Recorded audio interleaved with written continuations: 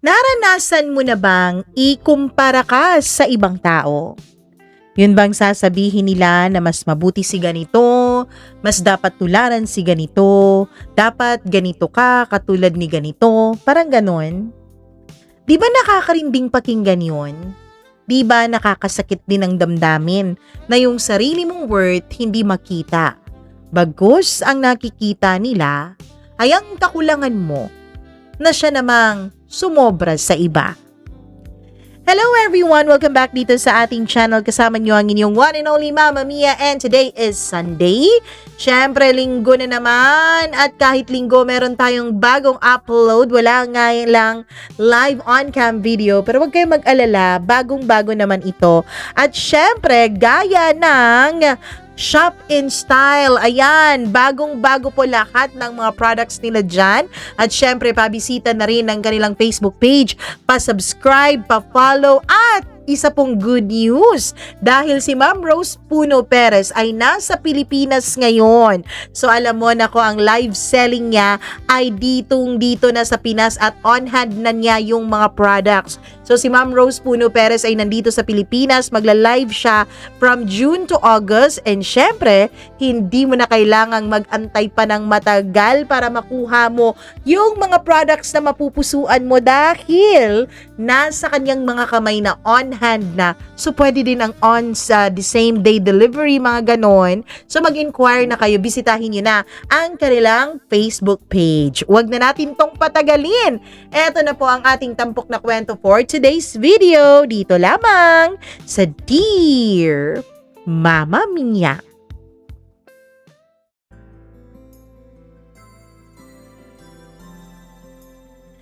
Marami sa atin ang nakaramdam na ng pagkukumpara ng kanilang sarili sa iba.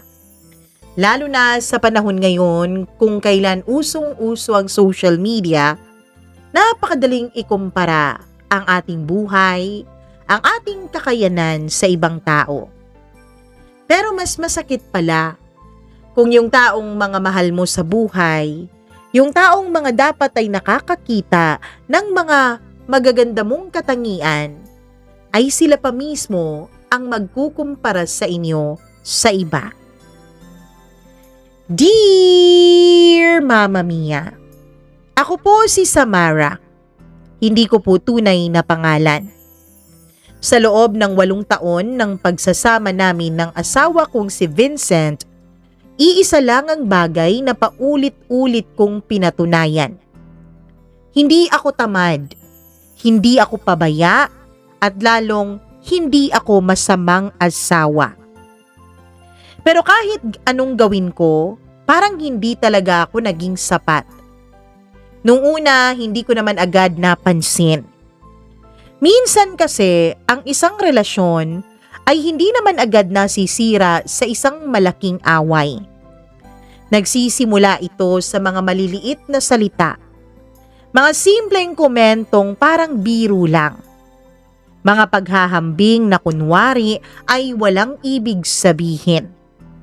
Mga pangungusap na unti-unting sumisira sa kumpiyansa mo hanggang sa isang araw, hindi mo na maalala kung sino ka bago kanila nakilala. 31 years old lang ako noon, Mama Mia. Project manager ako sa isang advertising company dito sa aming lugar. Hindi kalakihan ang sweldo ko, pero sapat para makatulong sa mga pangangailangan sa bahay.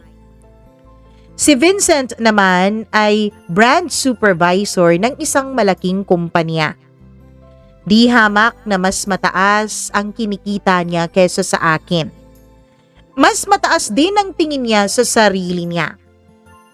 Noong mag-boyfriend at girlfriend pa lamang kami, hindi naman siya ganun. Masayahin siya, mapagmahal. Palaging may dalang pagkain kapag alam niyang mag-o-overtime ako. Kapag nagkakasakit ako, siya pa ang nagluluto ng lugaw para sa akin. Kaya naman nang mag-propose siya pagkatapos ng 3 taon namin bilang mag-boyfriend at girlfriend, wala na akong pagdadalawang isip na umoo. Akala ko siya na ang taong gusto kong makasama habang buhay. Pero nagkamali pala ako, Mama Mia. Hindi dahil sa mga nababasa ninyo sa inyong programa. Hindi dahil may ibang babae. At hindi din dahil nananakit siya ng pisikal. Mama Mia, hindi ko alam kung maniniwala kayo sa akin kung sasabihin kong mas masakit pa doon ang mga pinagdaanan ko kay Vincent. Kasi unti-unti niya akong pinaramdam na wala akong kwenta. At ang pinakamasakit, Mama Mia, hindi ko agad yun napansin. Nagsimula ang lahat sa isang dinner party. Inimbitahan kami ng regional director nila na si Sir Alejandro. Isa yung napakalaking bahay sa uptown. May swimming pool, may mini garden, may 2 sasakyan na mas mahal pa yata sa buong subdivision namin, Mama Mia. Pero hindi ang bahay ang pinakaumagaw ng pansin ni Vincent, kundi ang asawa ng boss niya, si Clarice. Si Clarice ay maganda, makinis, mukhang bagong ligo kahit 10:00 na ng gabi. Habang kumakain kami, hindi maalis-alis ang tingin ni Vincent sa kung paano asikasuhin ni Clarice ang mga bisita. Ang galing niya, no? Bulong niya sa akin. Ngumiti lang ako. Oo nga. Tignan mo, itong bahay nila, lahat nakaayos. Sigurado ako, siya ang umasikaso ng lahat ng to. Tumango ako. Hindi ko alam noon na yun na palang simula ng problema. Pag-uwi namin, tahimik kami sa biyahe. Akala ko pagod lang siya. Hanggang sa bigla siyang nagsalita. Napansin mo yung asawa ni Sir Alejandro kanina? Si Clarice? Oo. Napabuntong hininga ako.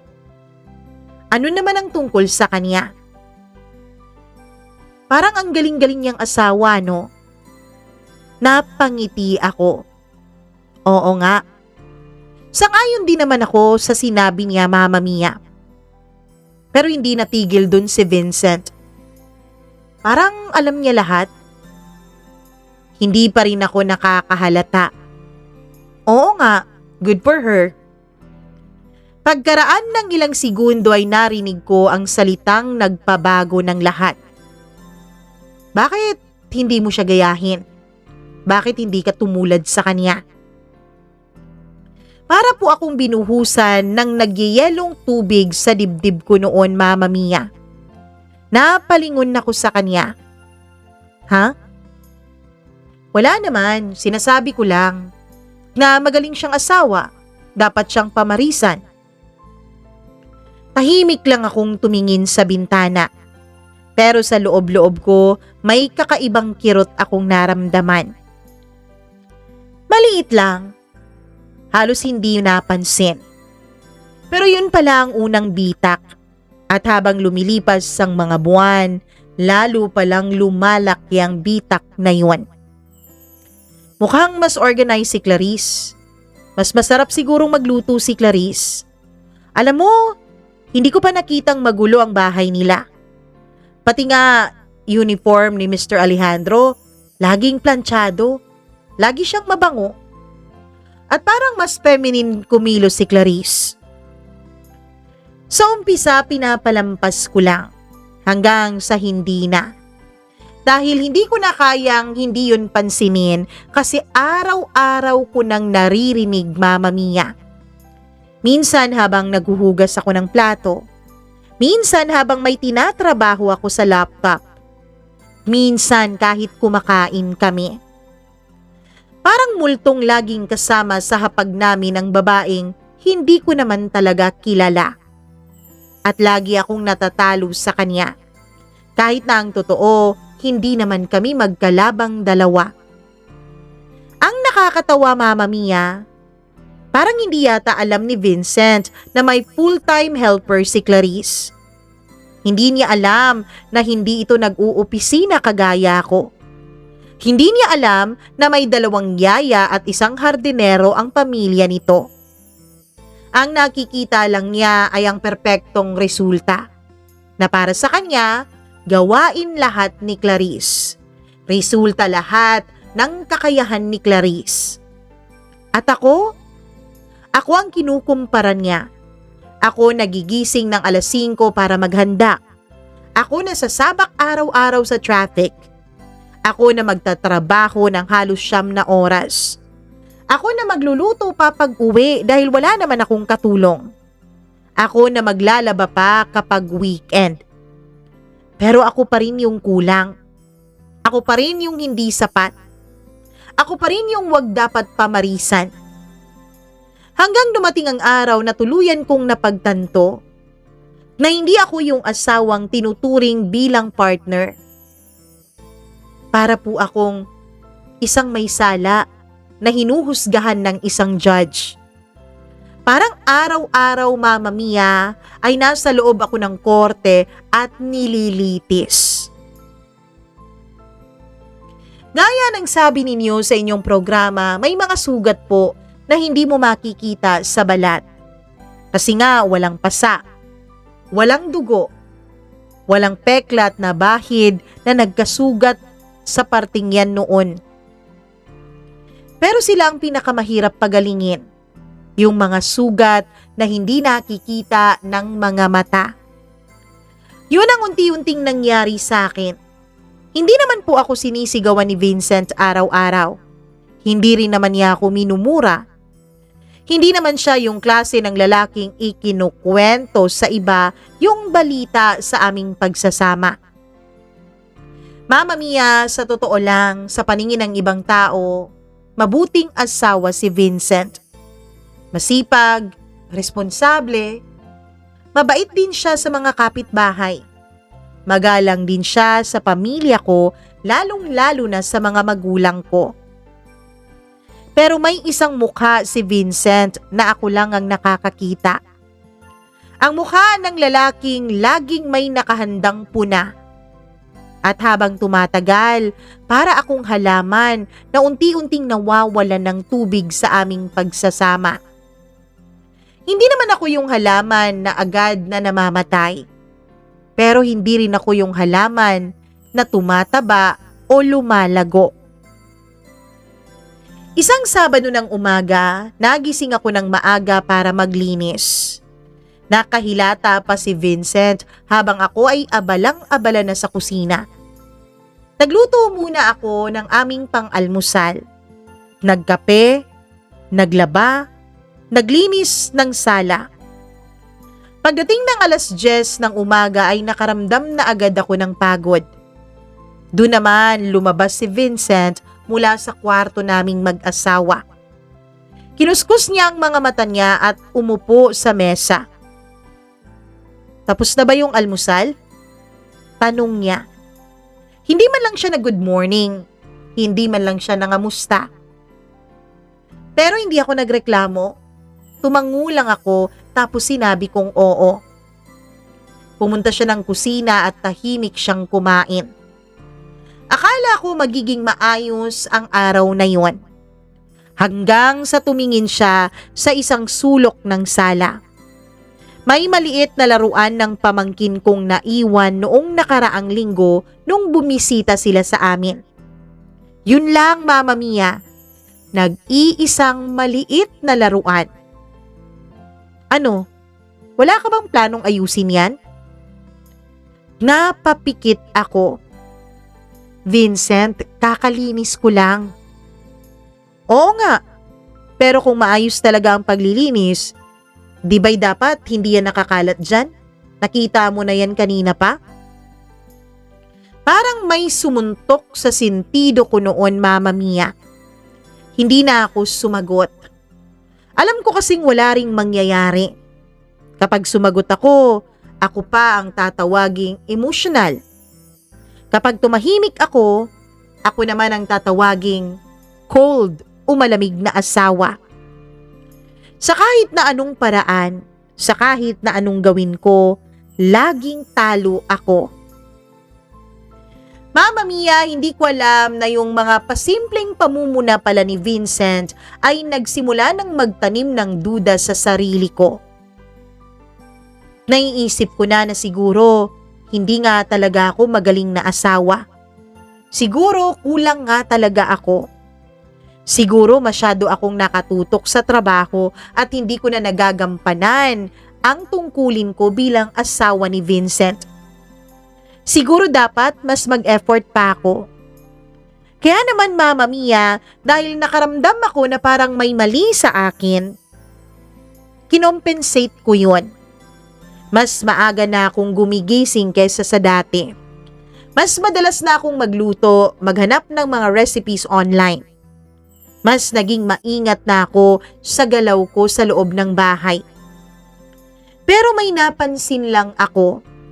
Habang dinadagdagan ko yung effort ko, lalo namang tumataas ang standards ni Vincent para sa kanyang asawa. Para iyong hagdan na walang dulo. Kapag naabot mo na ang isang baitang, may bagong baitang na naman na susulpot. At bago ka pa makapagpahinga, may susunod na naman agad. Isang gabi, nakaupo ako sa kama habang nagbabasa ng email sa cellphone ko. Biglang nagsalita si Vincent. Alam mo ba, napakaswerte talaga ni Sir Alejandro. Hindi ko na kailangang tanungin kung bakit. Alam ko na agad eh. Si Clarice? Tanong ko. Tumango siya. Oo. Napatawa ako ng mapait. Ewan ko kung napansin niya ang pait dun sa pagtawa ko. Ano na naman ang ginawa niyang maganda? Hindi naman sa ganun. Pagkatapos ay humiga siya at ipinatong ang kamay sa ulo. Iniisip ko lang kung gaano kasarap umuwi sa bahay na maayos. Yung may masarap na pagkain. Tapos hindi mo na kailangang mag-isip ng kahit na ano. Dahil kinabukasan, pagpasok mo ng trabaho masarap na masarap din ang pagkaing baon mo. Pinaghandaan, pinag-isipan. Parang may humigpit sa dibdib ko habang sinasabi niya ang mga salitang yun sa akin. Siguro masarap ding umuwi sa bahay na may asawang tumutulong. Sabi ko. Tumahimik siya, Mama Mia. Pagkaraan ng ilang segundo ay napangiwi siya. Bakit mo naman pinapalaki? Sinasabi ko lang naman ang napansin ko kay Mr. Alejandro. Napatawa ako. Maliit na tawa.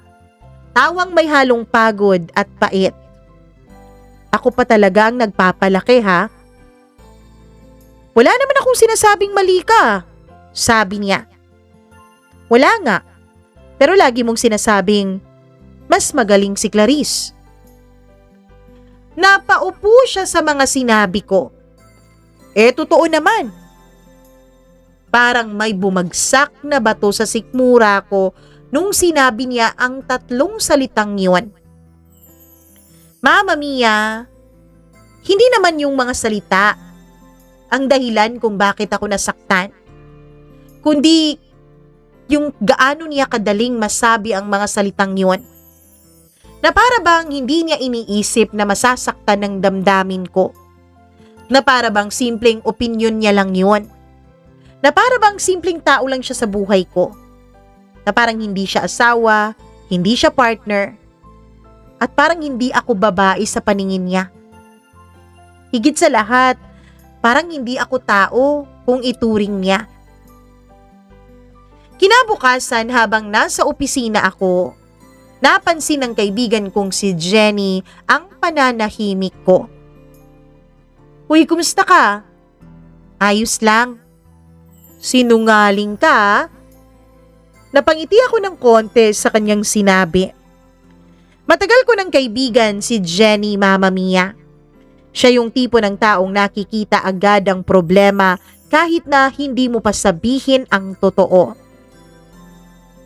Wala, kulang lang sa tulog. Bawi ko. Tapos ako si Taylor Swift. ng past life ko. Anong sinasabi mo dyan? Tanong ko. O akala ko ba magsisinungaling tayo dito sa isa't isa? Napatawa niya ako, Mama Mia. At doon ay ikwinento ko na sa kanya ang lahat.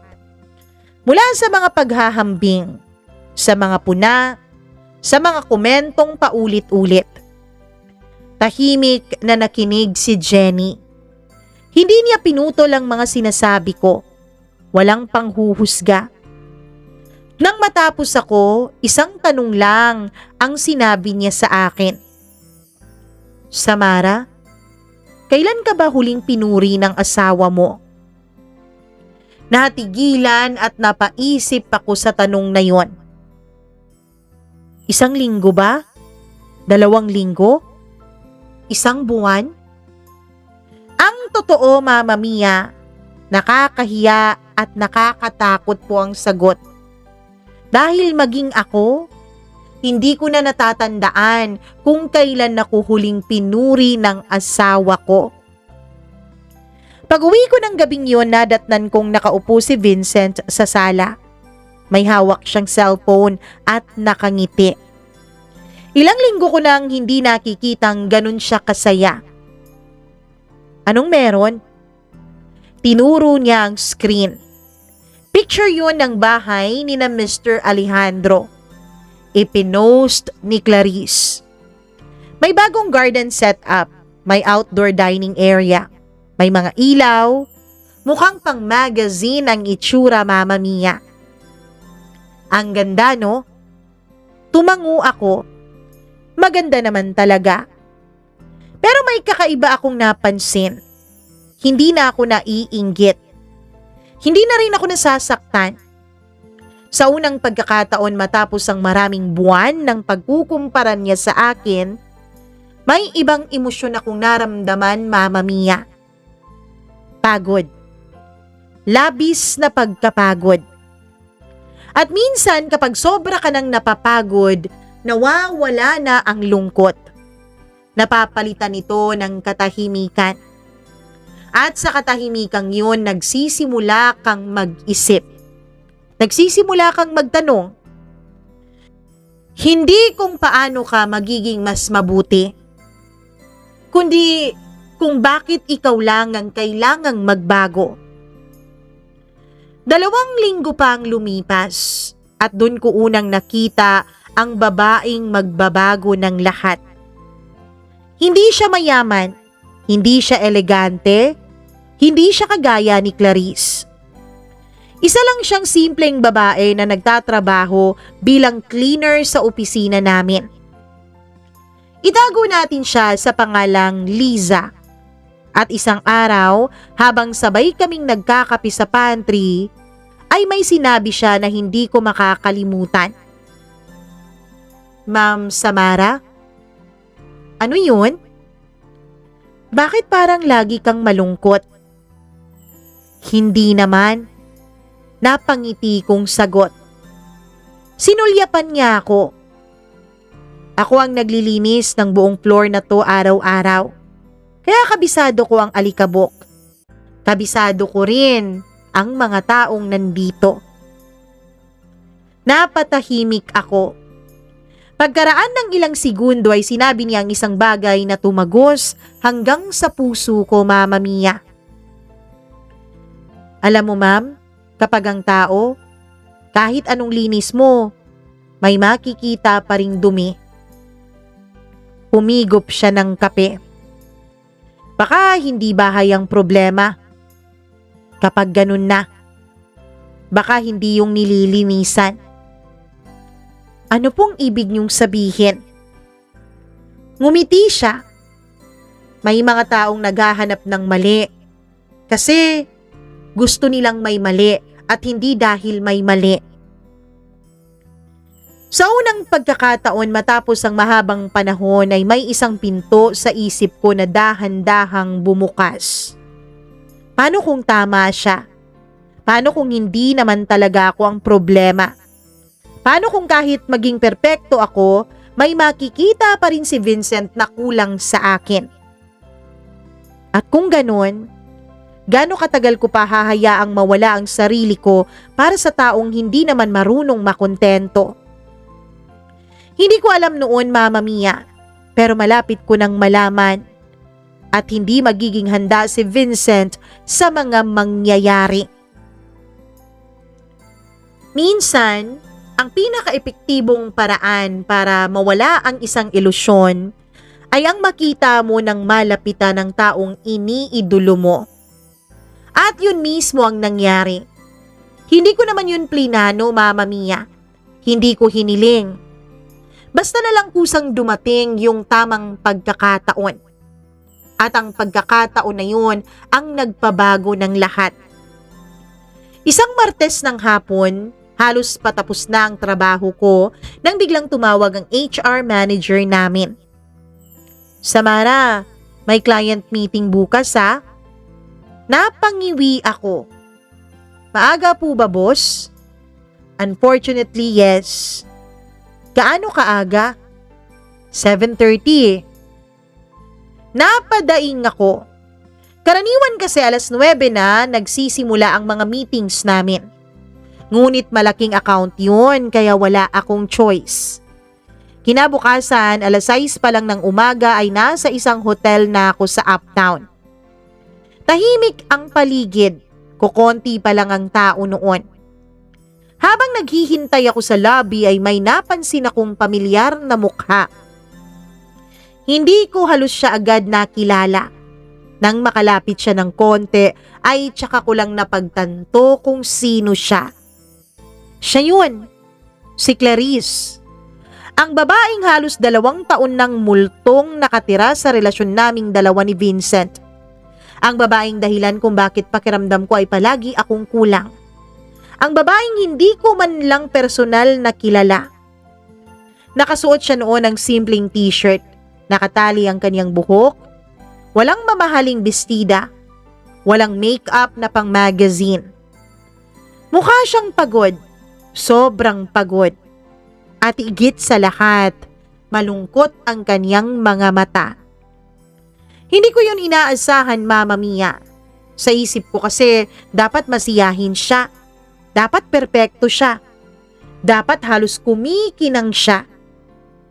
Pero ang babaeng nasa harapan ko ay parang isang babaeng may pasan na mabigat na mundo. Napatingin siya sa akin at ngumiti. Ikaw si Samara, tama? Nagulat ako. Kilala niyo po ako? Tumawa siya ng mahina. Siyempre, madalas kang banggitin ng subordinate ng asawa ko. Vincent ang pangalan ng asawa mo, right? Napakunot noo ako. Talaga? Ako? Madalas banggitin ni Vincent? Umupo siya sa katabing sofa. Kumusta ka na? Ayos lang. Ngumiti siya. Yung ngiti na parang halatang may tinatagong lungkot. Good, sabi niya. May ilang segundong katahimikan. Pagkatapos ay siya mismo ang nagsimulang magsalita. Alam mo, matagal na kitang gustong makilala. Napakurap ako. Nagkakilala naman na tayo dun sa event sa bahay niyo, 'di ba? 2 years ago yata. Yes, natatandaan kita. Pero what I mean is, gusto kitang mas makilala pa. Bakit naman po? Alam mo kasi, lagi kang pinupuri ni Alejandro sa akin. Parang may sumabog sa loob ng utak ko. Ako? Tumango siya. Oo. Pakiramdam ko noon, Mama Mia, ay may mali sa mga narinig ko. Hindi maaaring ako ang laging purihin ng asawa niya. Hindi pwedeng ako. Kasi si Vincent, hindi naman niya ako na-appreciate eh. Ako yung laging babaeng kinukumparan niya sa iba. Ako yung asawang hindi sapat para sa kanya. Ako yung asawang kulang. Ano pong ibig niyong sabihin? Ngumiti siya. Sabi kasi ni Alejandro, napakasipag mo raw. Sabi niya, dun sa inyong opisina, ikaw daw ang laging inaasahan, lalo na kapag may event. Sabi niya, magkakilala daw sila ng boss mo. Napaka-competent mo raw. Tapos, nag-aalaga ka pa ng bahay at asawa. Sabi pa niya, ang sabi daw ng boss mo, kapag may problema ka raw, o kapag may problema sa opisina, ikaw daw ang isa sa mga unang naaasahan nila na sumalo. Hindi ko alam kung anong mararamdaman ko, Mama Mia. Parang may bumaliktad na mundo. Dahil sa bahay namin, iba ang kwento. Kapag si Vincent ang tatanungin mo, ako yung babaeng hindi sapat. Pero sa bahay nila, sa bahay ng babaeng hinahangaan ni Vincent, ako pala ang hinahangaan ng asawa niya. Hindi nagtagal ay nagsimula na kaming magkwentuhan at habang tumatagal, mas lalo akong nagugulat. Hindi dahil sa mga sinasabi niya kundi dahil sa mga hindi niya sinasabi. May mga pagkakataong bigla siyang tatahimik. May mga tanong na mukhang iniiwasan niya. May mga ngiting parang pilit. Hanggang sa hindi ko na napigilang itanong. Alam mo, curious lang ako. Masaya ka ba? Natigilan siya. Mabilis lang. Halos 1 segundo lang. Pero nakita kong dumaan sa mukha niya yung kirot, yung pag-iwas, at yung lungkot. At dun ko na lamang tama ang kutob ko, Mama Mia. Hindi din perpekto ang buhay niya. Mukhang malayo. Mukhang napakalayo sa pagiging perpekto. Pagkaraan ng ilang minuto ay napabuntong hininga siya. Samara, may sikreto ako. Napatahimik ako. Hindi ko alam kung bakit sa akin niya gustong sabihin yon pero hinayaan ko lang. Kilala mo ba yung pakiramdam na lahat iniinggit sa buhay mo? Tumango ako. Kasi alam ko yun, Mama Mia eh. Kahit hindi mo alam kung ano ang nangyayari sa loob. Muli akong tumango. Napangiti siya ng mapait. Ganun ako eh. Akala ng lahat perpekto ang buhay namin ni Alejandro. Tumawa siya. Pero kilalang kilala ko ang tawa na yun. Ginagamit ko rin yun kay Vincent. Walang saya ang tawa na yun. Pero ang totoo, Samara, halos hindi na rin kami nag-uusap ng asawa ko. Ano? Oo. Pareho kaming nakatira sa iisang bahay. Napatingin siya sa malayo. Pero matagal na kaming hindi magkasama. Parang may humigpit noon sa dibdib ko, Mama Mia. Hindi ko alam kung bakit. Siguro dahil sa unang pagkakataon, nakita ko ang tao sa likod ng perpektong imahe. Hindi siya simbolo. Hindi siya kalaban. Hindi siya pamantayan. Isa rin siyang babae. Nasasaktan, napapagod, nalulungkot katulad ko. Mama Mia, may sasabihin pa sana siya pero dumating na yung kliyente ko. Kaya tumayo na siya at iniwanan kami ng aking kliyente. Pumunta kami ng kliyente ko sa restaurant ng hotel. Nag-meeting. At pagkatapos ng meeting, akala ko wala na si Clarice sa hotel. Pero nung papalabas ako ay magkasabay kaming naglakad palabas ng hotel. Andito ka pa pala? Oo eh. May pinuntahan ako. Salamat, Samara, ha? Salamat naman saan? Sa pakikinig mo. Alam mo, nakikita ko ang sarili ko sa'yo.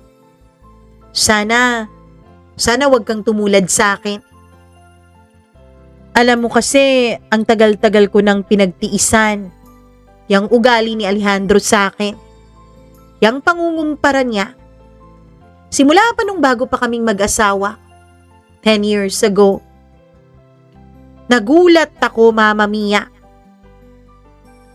Sana huwag kang tumulad sa akin. Huwag mong hayaang ikumpara ka sa ibang babae. Natigilan ako.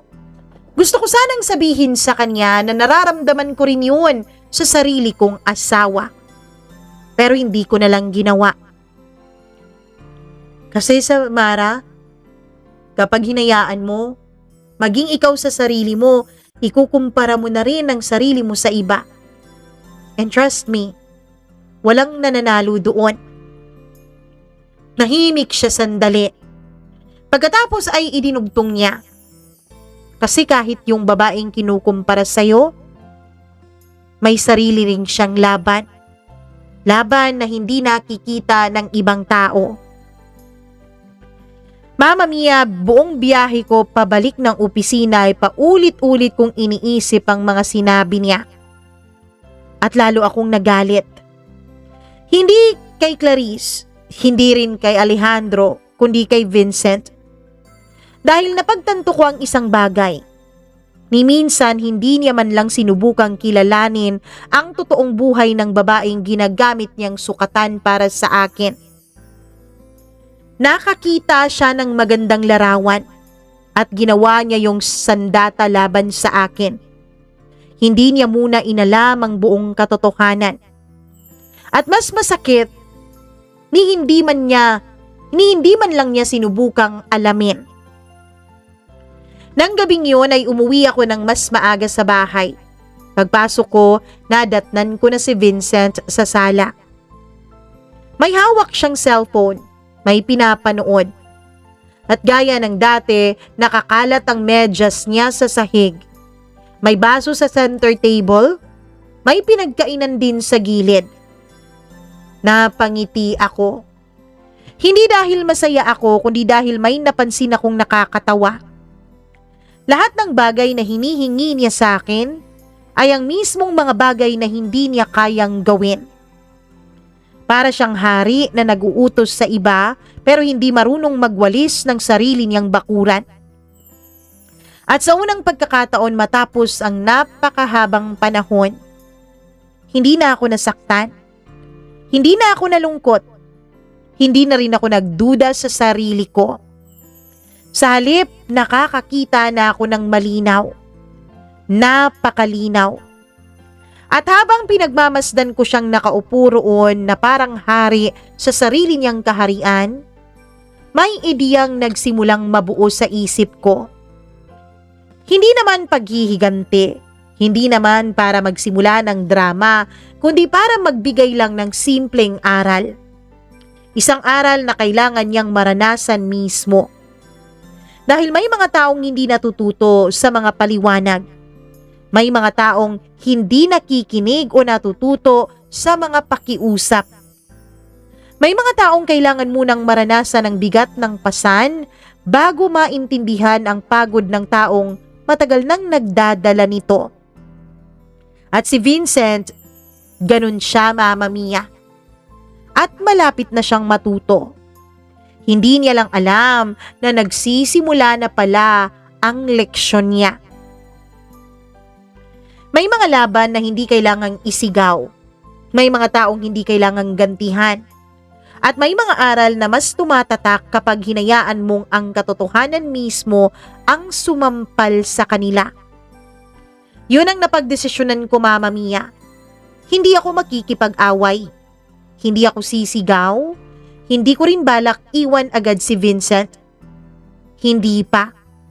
May gusto muna akong makita. Gusto kong malaman kung talagang hindi niya naiintindihan ang bigat ng lahat ng ginagawa ko. O baka sadyang ayaw lang niyang intindihin. At para malaman yun, kailangan kong huminto. Hindi sa pagmamahal, kundi sa pag-aalaga sa kanya na parang isang bata. Kinabukasan nagising ako ng 5:00 gaya ng nakasanayan. Nasanay na rin kasi ang katawan ko, Mama Mia. Parang alarm clock na hindi na kailangang itakda. Napaupo ako sa kama at otomatikong naisip ang mga dapat kong gawin. Yung magluto ng almusal, maghanda ng baon, magplansya ng polo niya, magtimpla ng kape para sa kanya, magligpit ng mga gamit. Pero bago ko pa magawa ang mga bagay na yon, ay pinigil ko na ang sarili ko. Tahimik akong bumuntong hininga at muling humiga sa kama. Pakiramdam ko noon may ginagawa akong kasalanan. Nakakatawa, hindi ba?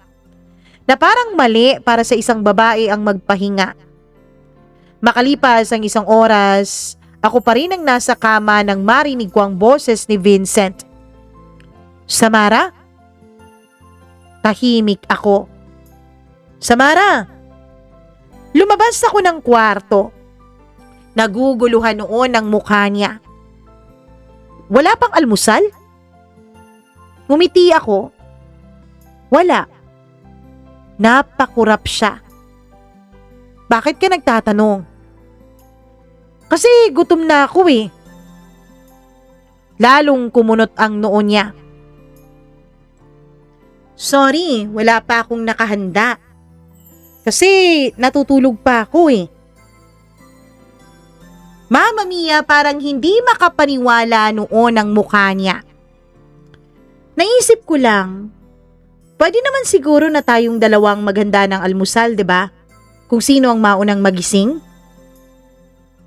Parang hindi niya ma-process ang mga sinabi ko. Parang unang beses niyang narinig ang idea na kaya rin niyang gumawa ng sarili niyang pagkain.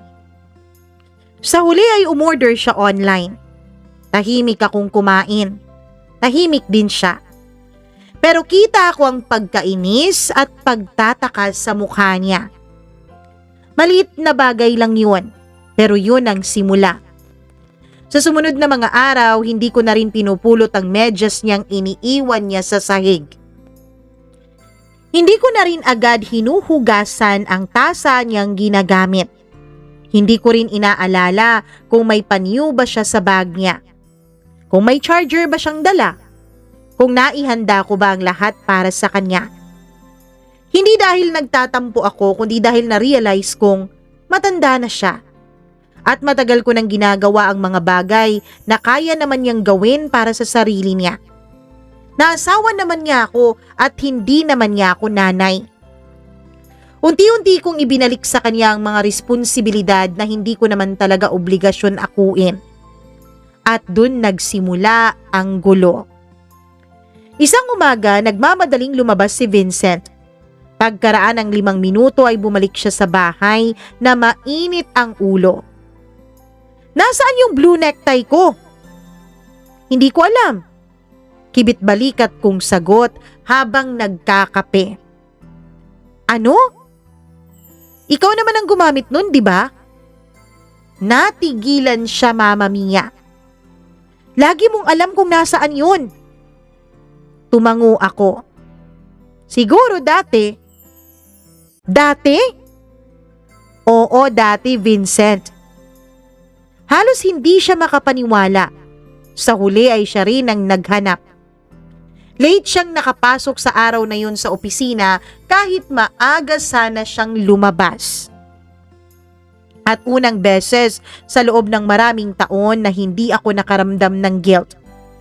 Hindi dahil gusto ko siyang mahirapan, kundi dahil hindi ko responsibilidad ang bawat maliliit na bagay sa buhay niya. Makalipas ang 2 linggo, nagsimula ng magbago ang bahay. Hindi naman naging marumi, hindi rin naging magulo, pero hindi na ito yung bahay na parang hotel. May ilang libro sa mesa. May ilang gamit na hindi agad na ibabalik sa tamang lugar. May ilang araw na simpleng ulam lang ang hapunan. At alam mo ba kung anong nakakatawa, Mama Mia? Wala namang nangyayaring masama. Hindi bumagsak ang kisame, hindi tumigil ang mundo. Hindi nasira ang mga buhay namin. Pero para kay Vincent, parang may krisis na sa bahay. Isang gabi, nakaupo kami sa hapag habang kumakain ng pritong isda at gulay. Bigla siyang nagsalita. "Dati, mas espesyal ang mga pagkain natin." Dati mas marami rin akong ginagawa para sa pagkain na yun. Sagot ko habang nakatingin sa kanya. Natahimik siya. Hindi alam kung paano magre-rebat dun sa sinabi ko. Lumipas pa ang mga araw at habang lumilipas ang panahon, mas lalo kong napapansin ang isang bagay. Hindi naman talaga masama si Vincent. Hindi siya cruel. Hindi siya halimaw. Parang nasanay lang siya, Mama Mia. Nasanay na may gumagawa para sa kanya sa mga maliliit na bagay. Nasanay siyang may nag-aasikaso. Nasanay siyang may laging sumasalo sa mga pagkukulang niya. At dahil nasanay siya, nakalimutan niyang pahalagahan yon. Katulad ng maraming tao. Kapag araw-araw mong natatanggap ang isang bagay, darating ang panahon na iisipin mong normal na lang yun. Nakarapatan mo yun. Na dapat lang yun. Na obligasyon ng mga tao sa paligid mo na ibigay yun sa'yo. Hanggang sa mawala na lang bigla. At saka mo lang mapapansin ang halaga ng mga tao o mga bagay na yun. Dumating ang Biyernes, pagod na pagod ako mula sa trabaho. May malaking campaign kasi kaming hinahabol. Gusto ko na lang umuwi at matulog. Pagbukas ko ng pinto ay nadatnan kong nakaupo si Vincent sa sala. Tahimik. Hindi naka-on yung TV. Hindi rin siya nakahawak ng cellphone niya. Na para bang may malalim siyang iniisip. Ayos ka lang? Nag-angat siya ng tingin matapos niyang marinig ang tanong ko na yon. At sa unang pagkakataon sa napakahabang panahon, parang iba yung ekspresyon sa mukha niya. Hindi mayabang, hindi mapanghusga. Parang nalilito. Samara, may tanong ako. Ano yun? Bakit parang nagbago ka? Matagal kong hinintay ang tanong na yun, Mama Mia. Hindi naman talaga ako nagbago eh. Hindi ko inaasahan na ganun kasakit marinig yun. Pagod na lang ako na akuin ng lahat. Ngumiti ako ng bahagya sa kanya bago ako sumagot. Hindi ako nagbago, Vincent. Nagbago ka. Dati baka eh, hindi ka naman ganito. Tumango ako. Siguro tama ka. Dati kasi, Vincent, ginagawa ko pati ang mga bagay na kaya mo namang gawin para sa sarili mo. Dati, inuunahan kita sa lahat. Dati, iniisip ko na responsibilidad kong gawin na madali ang buhay para sa'yo. Tahimik ang buong sala. At bawat segundo ay parang isang taon, Mama Mia. Pagkatapos ay tumingin ako sa kanya ng diretsyo. Pero napagod ako, Vincent. Walang bahid ng galit ang boses ko. Hindi rin ako malungkot. Pagod lang talaga ako, Mama Mia. Yung totoong pagod. At mukhang unang beses niyang narinig ang salitang yun galing sa akin. Unang beses niya yung nakita sa mukha ko. At unang beses niya akong tiningnan hindi bilang asawa na may tungkulin sa kanya, kundi bilang isang tao na nauubos rin kapag inabuso. At doon nagsimulang mabasag ang mundo niyang matagal ng komportable. Mama Mia, may mga salitang hindi kailangang sigawan para tumama. Minsan ang pinakamabigat na katotohanan ay yung sinasabi ng kalmado. Yung walang luha, walang drama, walang halong galit. At yun ang nangyari nang sabihin ko sa kanyang pagod na ako. Hindi sumagot si Vincent agad. Tahimik lang siyang nakaupo sa sofa na para bang sinusubukan niyang intindihin ang mga salita ko. Parang may piraso ng puzzle na ngayon lang niya nakita. Pero hindi pa rin niya mabuo ang buong larawan. At sa totoo lang, napagtanto kong hindi ko naman obligasyon na buuin yun para sa kanya eh. Kinabukasan Sabado. Dati ito ang araw na pinakaabala ko.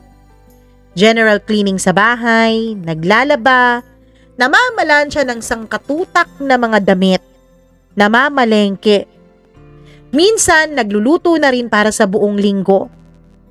Habang si Vincent ay kadalasang nakaupo lang sa sala, nanonood ng paborito ng sports o naglalaro sa kanyang cellphone. Hindi dahil pinagbabawalan ko siyang tumulong.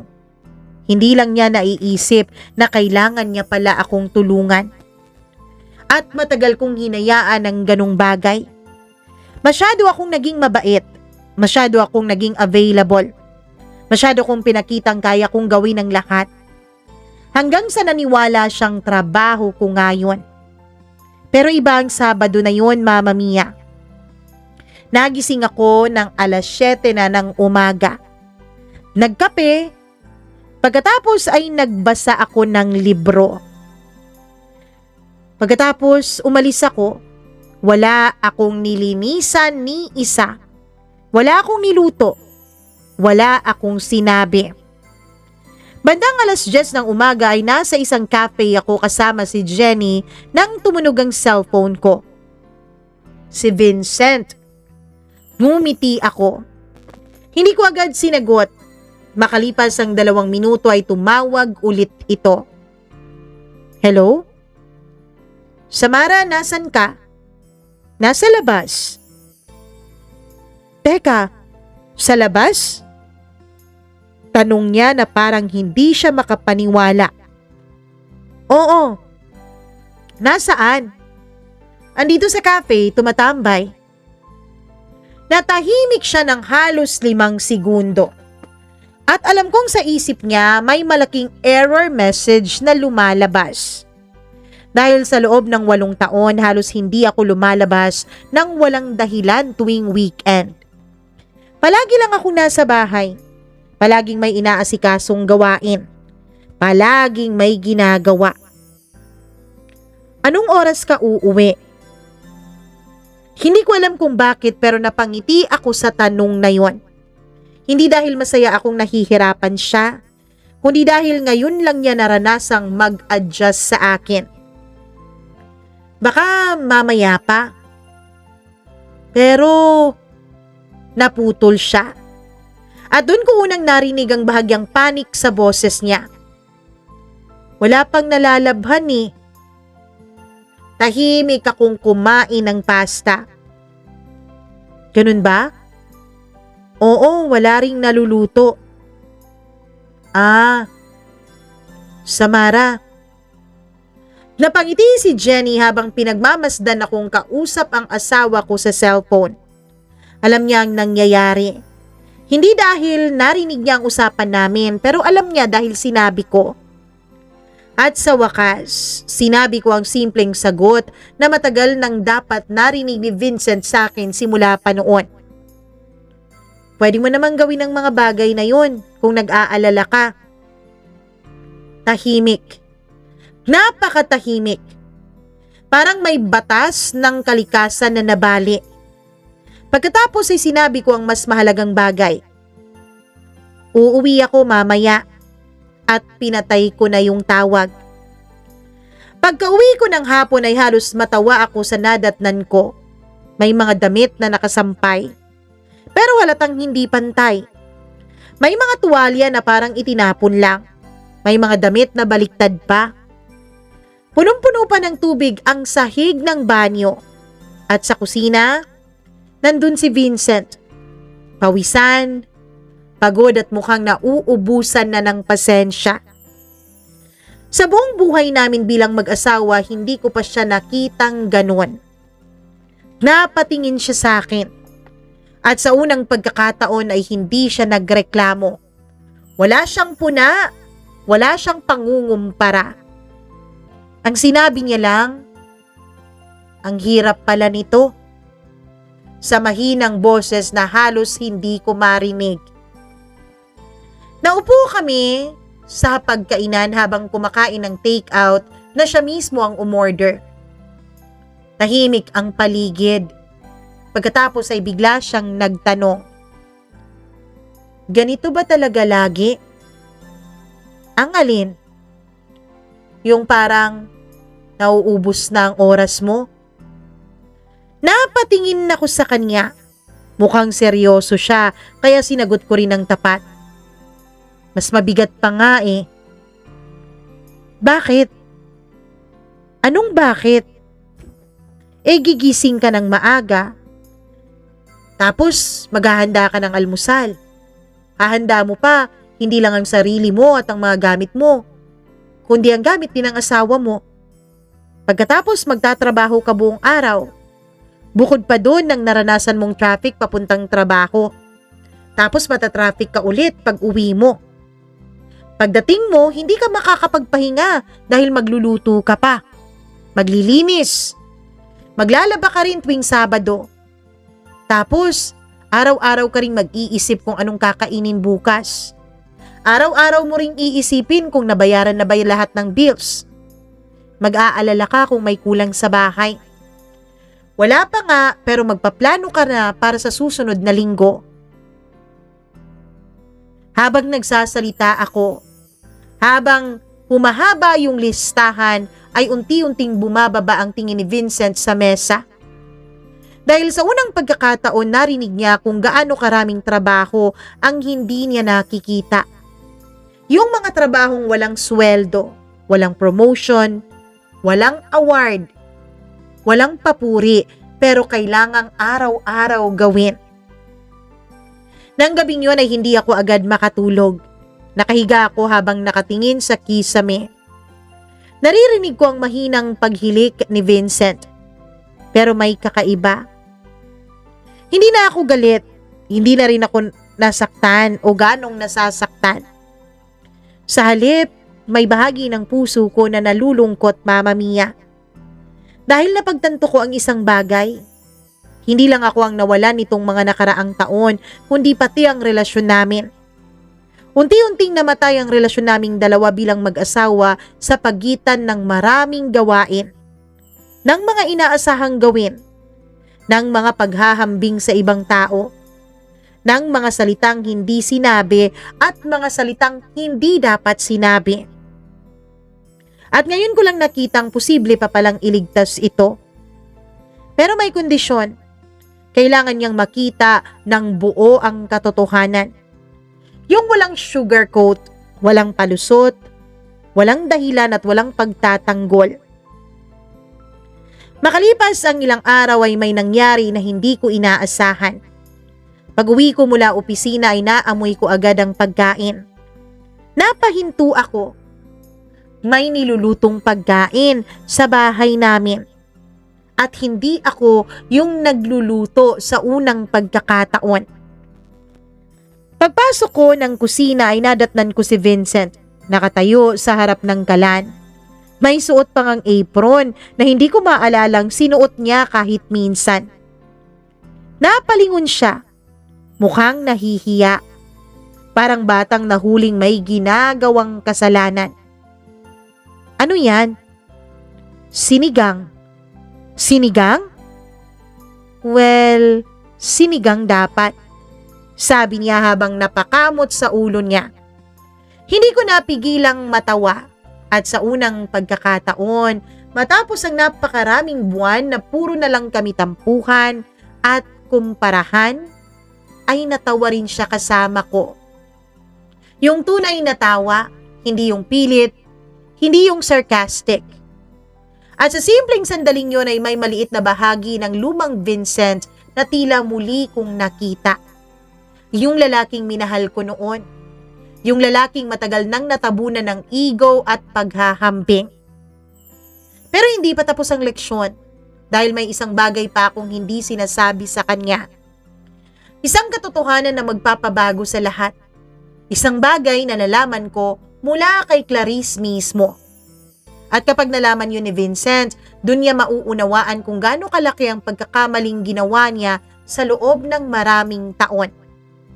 At maaaring dun din niya maramdaman ang tunay na takot. Takot na baka tuluyan na kong mawala. May kasabihan na nagsasabing, huwag mong ikumpara ang likod ng entablado ng buhay mo sa highlight reel ng ibang tao. Noong una akala ko cliche lang yun, Mama Mia. Isa sa mga quotes na maganda pakinggan pero mahirap namang paniwalaan. Pero habang tumatagal lalo kong nakikita kung gaano katotoo yun. Lalo na kapag ang taong kinaiinggitan mo ay mas marami pa palang tinatagong luha kesa sayo. 2 linggo noon matapos yung pagkikita namin noon ni Clarice sa hotel ay muli kaming nagkita. Di ko alam kung nagkataon lang o baka tadhana. May corporate event, Mama Mia, ang isang kumpanya ng kanyang kaibigan at ang agency namin ang hahawak ng marketing materials. Pagkatapos ng programa, hindi ko inaasahan na nandun pala si Clarice at lumapit siya sa akin. Mas magaan ang aura niya kaysa nung unang pagkikita namin sa hotel. Pero naroroon pa rin ang lungkot sa likod ng mga ngiti niya. May oras ka? Tanong niya. Tumango ako. Makalipas ang ilang minuto, magkatapat na kaming nakaupo sa isang tahimik na cafe. Habang hinihintay namin ang order namin ay tahimik lang siya na para bang may gusto siyang sabihin. Parang matagal na niya itong kinikimkim. At tama ako. Samara, may itatanong ako. Okay, ano yun? Mahal ka ba ng asawa mo? Parang may kumurot sa dibdib ko. Hindi dahil mahirap yung tanong, kundi dahil hindi ko rin alam yung sagot. Dati sigurado akong oo yung sagot. Pero nung mga panahon na yun, hindi na ako sure. Sa tingin ko, ngumiti siya ng mapait. Ang hirap kapag sa tingin mo lang. Napayuko ako dahil totoo naman, kapag mahal ka ng isang tao, hindi dapat kailangang hulaan. Hindi dapat kailangang pagdudahan. Hindi dapat kailangang pag-isipan yun gabi-gabi. Tahimik kaming dalawa. Pagkatapos ay nagsimula siyang magsalita. At habang nagsasalita siya, pakiramdam ko isa-isang nababasag ang imahe ng perpektong buhay na matagal nang sinasamba ni Vincent sa kanilang dalawa ni Mr. Alejandro. Alam mo ba kung bakit laging malinis ang bahay namin? Umiling ako. Dahil may 2 kasambahay kami. Napangiti ako. Alam ko yun eh. At alam mo ba kung bakit lagi akong fresh tingnan? Dahil wala akong trabaho sa Mara. At dahil may personal trainer ako na binabayaran ni Alejandro. Dahil hindi ako pwedeng tumaba kahit na konti. Hindi ako pwedeng magkaroon ng kulubot sa mukha. Dahil bawal na bawal yun kay Alejandro. Napakurap ako, Mama Mia. Hindi yun alam ni Vincent. Hindi yun nakikita sa mga litratong pinopost ni Alejandro o ni Clarice sa social media. Pero ang pinakamabigat ay hindi pa niya nasasabi. Tahimik siyang tumingin sa bintana pagkatapos ay huminga ng malalim. Alam mo ba kung kailan huling beses kaming nag-date ng asawa ko? 3 years ago sa Mara. 3 taon na. Lagi niyang sinasabi busy raw siya. Palaging busy. Mama Mia, parang may biglang bumalik sa alaala ko. Mga gabing sabay nga kaming kumakain ni Vincent. Yung mga simpleng lakad. Yung mga mumurahing date namin. Yung mga tawanan sa sala. Yung maliit na bagay na hindi ko pinapansin noon. Mga bagay na wala pala sa buhay ni Clarice. At alam mo ba, ginawa ko ang lahat para kay Alejandro. Alam mo, naging perpektong asawa ako. Gusto ko naman talagang magtrabaho dati. Pero dahil ang dami niyang demands, gusto niya wag akong magkaroon ng kahit na konting wrinkles. Kaya nga, lagi akong nagpapaderma eh. Nagpapabotox. Tapos, gusto niya lagi akong sexy. Bawal akong madagdagan ni 1 kilo. Kaya may personal trainer ako sa gym. Lagi din niyang gusto na nakaayos ang mukha ko, ang kuko ko, ang kilay ko, ang buhok ko. Noong una, masarap yun. Na gusto ng asawa mo na lagi kang maganda, masarap yun sa pakiramdam. Pero habang tumatagal, nakakapagod yung i-maintain. Pero ginawa ko. Minintain ko dahil yun ang gusto niya. Dahil 'di ba, tayong mga asawang babae, kailangang mag-submit sa mga asawa nating lalaki. Pero alam mo ba ang pinakamahirap, Samara?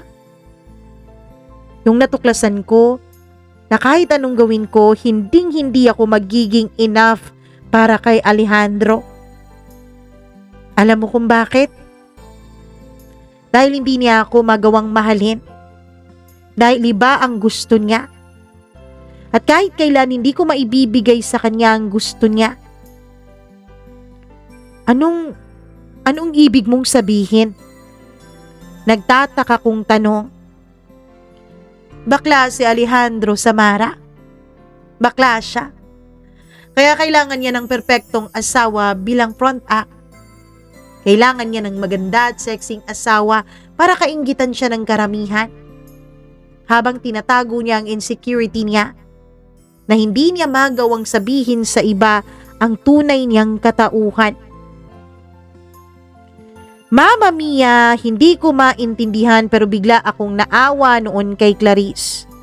Bigla akong hinawakan ng kamay niya. Pagkatapos ay tumayo ako, nilapitan siya at niyakap.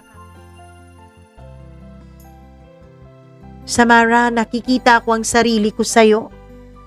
Pero hindi magkatulad si Alejandro at si Vincent. Kaya habang maaga pa, ayusin mo ang buhay ninyo. At yun ang dahilan, Mama Mia, kung bakit sinimulan kong ayusin ang pagsasama namin ni Vincent. Naging maayos naman kami ni Vincent sa mga sumunod na araw. Hindi ko sinabi sa kanya ang tungkol sa natuklasan ko sa kanyang boss at sa perpektong asawa nito. Tahimik lamang ako dahil alam kong wala naman akong karapatan para ibulgar sa iba kahit pa sa asawa ko ang tungkol sa pribadong buhay ni na Clarice at Alejandro. Hanggang sa isang gabi, pag-uwi ko ng bahay ay tulad pa rin ng dati. Nagluluto ng adobong manok si Vincent. Nung makita niya ako ay agad niya akong hinawakan, niyakap at agad siyang humingi ng tawad sa akin. Ano nangyayari sa'yo? Tsaka niya ikwinento sa akin, Mama Mia, na nalaman niyang naghiwalay na daw pala si Alejandro at Clarice. At wala na raw si Alejandro sa kanilang opisina dahil nagkaroon ito ng eskandalo. Isang bagong empleyadong lalaki ang nakaanuhan ni Alejandro sa mismong opisina niya. Nahuli daw sila ng HR. Kaya yun ang naging dahilan kung bakit napatalsik ito sa trabaho. Pasensya ka na, mahal. Akala ko talaga perpekto ang buhay nila. Wala palang perpekto. Hindi pala pwede na isa lang ang kumikilos para maging maayos ang isang relasyon. Nang gabing yun ay tuluyang totoo din kaming nagkaayos ni Vincent. Sa ngayon, Mama Mia, maayos na ang pagsasama namin ng asawa ko. Hindi na niya ako ulit kinukumpara sa iba. Oo, may mga pagkakataon na kinu-question ko ang sarili ko kung tama ba ang pananatili ko sa aming pagsasama. Pero lahat naman siguro deserving ng second chance, hindi ba? Pinatunayan din naman ni Vincent sa akin simula noon na lagi na siyang handang tumulong. Mama Mia, hindi na po ako solong nagtatrabaho sa lahat ng mga gawaing bahay. Pinaghahatian at pinagtutulungan na namin yung mag-asawa. Kapag Sabado o Linggo, sabay din kaming naglilinis at naglalaba, namamalengke, nag-grocery at nagluluto. Sa ngayon, sabay naming ginagawa lahat ng bagay. Wala pa rin kaming anak, merong masasabi kong totoong masaya na ang pagsasama naming dalawa. Sinabi rin ni Vincent na kung hindi man kami magkakaroon ng anak ay ayos lang. Ang importante, masaya kami. Dahil hindi naman daw lahat ng mag-asawa binibigyan ng anak. Kaya hindi na raw namin kailangang ikumpara ang buhay namin sa iba. Mama Mia, kung may natutunan man kaming dalawa ng asawa ko sa aming pinagdaanan, yun ay hindi pwedeng iisang tao lang ang magdedesisyon sa buhay ninyong mag-asawa. Dapat lahat ng bagay ay pinag-uusapan. Lahat ng bagay sabay na pinagdedesisyonan at hindi pwedeng isang boses lang ang maririnig. At kapag may napapansin kang mali, kapag may napupuna kang nasasaktan ka na sa mga ginagawa ng asawa mo, huwag kang manahimik. Magsalita ka bago pa lumala ang lahat. Maraming salamat po, Mama Mia, sa pagbibigay ninyo ng oras para itampok itong kwento ko sa inyong napakagandang programa. Naway marami pa po kayong ma-inspired na mag-share ng sarili nilang kwento at marami rin kayong ma-inspired na makinig araw-araw sa magagandang kwento dito sa programa mo. Lubos na gumagalang, Samara.